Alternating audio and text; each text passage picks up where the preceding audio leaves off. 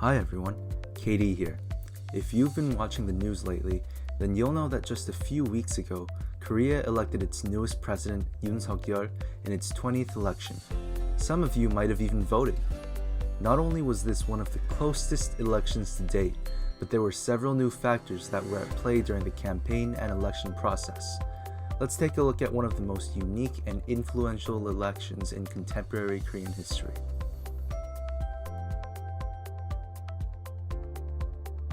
The 20th election had several different candidates from a variety of political parties. According to KBS's New Year poll, there were at least 13 different candidates that citizens specifically supported. However, it is also worth noting that Korea's abstainment rate tends to be somewhat high. In this KBS poll, 20% declared that there were no candidates worth voting for at the present moment, and in the actual election, only 77% of citizens voted. Each candidate focused on different issues, promoting dozens of campaign promises. Because this election was actually the first time that teenagers 18 and up were allowed to vote, a lot of promises appealed to this dark horse of a generation. In fact, the new generation played a key role in making this election one of the closest ever, with candidate Yoon Suk-yeol winning candidate Lee Jae-myung by less than 1% of a difference in votes. Let's take a look at both candidates and their promises. Candidate number 1, Lee Jae-myung, ran on behalf of the ruling Democratic Party, the same political party as the current Korean president, Moon Jae-in.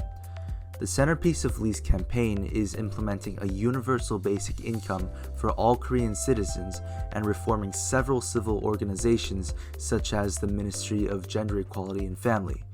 He has also spoken out against Moon Jae-in's housing and real estate policies, promising that he can do a much better job. However, Lee's approach to international affairs has been widely viewed to be the same as Moon's, taking a more passive approach and negotiating with North Korea as well as China. On the other hand, candidate number 2, Yoon Suk-yeol of the Conservative People Power Party, promised a much stricter approach.